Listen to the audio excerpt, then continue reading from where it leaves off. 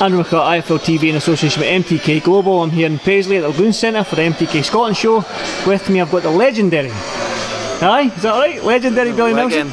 Legend, aye. Billy Nelson, how are you? I'm fine, mate. Long time no see. It's good. First of all, let's talk about David Brophy. I was intrigued when he said he was going to go down to the middleweight after he's had his eye operation and that.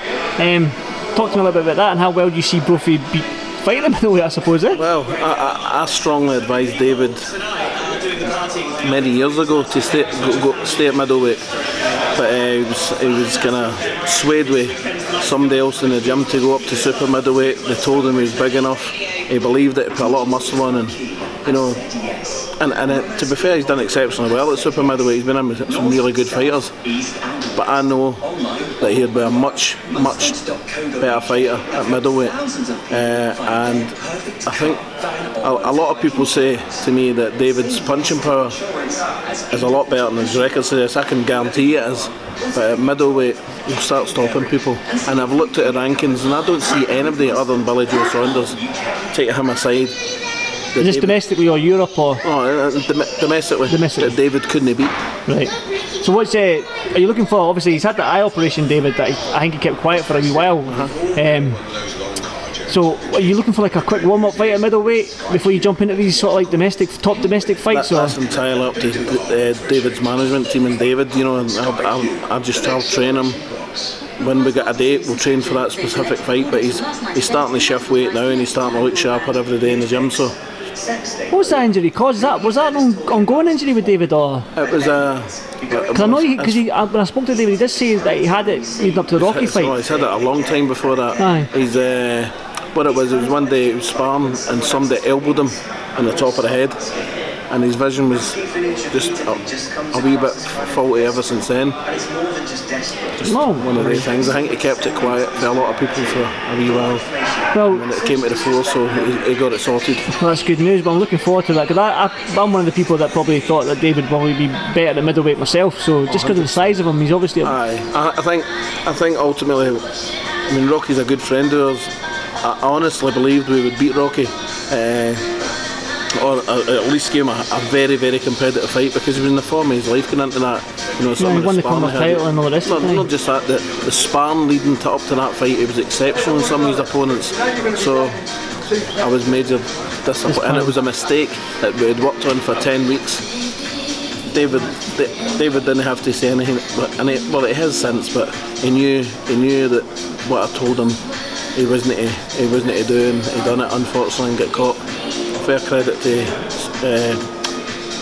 Rocky, because he's a very good fighter, Rocky. Well, he might get that world title shot apparently now. I hope it does, because he's a nice guy, he's earned his dues, so good luck to him. Well, let's talk about something else. The heavyweight scene is obviously lighting up, Billy, with the Joshua Povetkin, Dillian Whyte, Wilder, and now you've got your own heavyweight in the gym that you believe belongs at that level, Martin Bakole. Without a shadow of doubt. Without a shadow of doubt.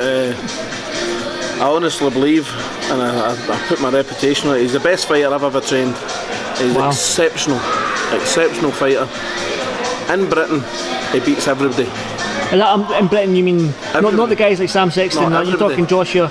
No, so it's Joshua, but maybe Dillian Whyte, Chisora. Dillian Whyte, Chisora. Everybody I think he beats. Well, there you go then. So let's talk about the heavyweight scene. What did you think of the Joshua Parker fight? You obviously watched it. I thought Anthony Joshua boxed well within himself to use his strengths, his height, his reach, and basically Parker verified that and saying the guy was too big and strong for him. But he done exceptionally well.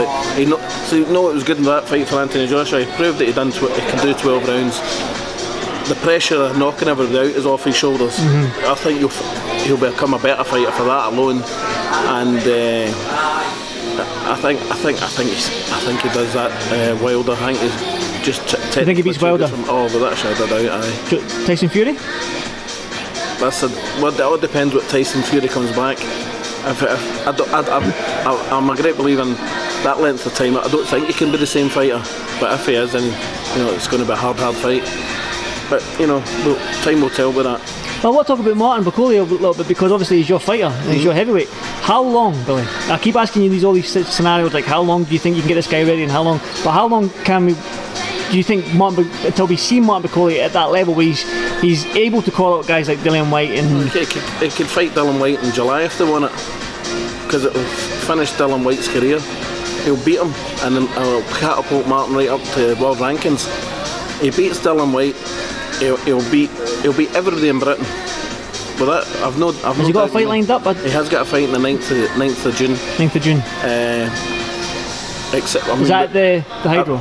That's at the Hydro. We want to fight Joe Joyce. His team have knocked it back a couple of times.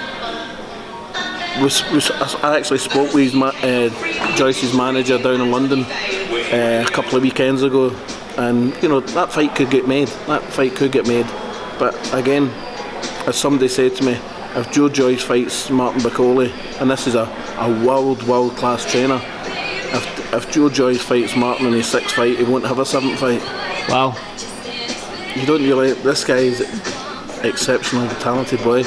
I'd like to see him get a couple of quick wins, one in June, maybe out in July, and then you know. At the end of the year, you can start knocking on the door. He'll fight anybody.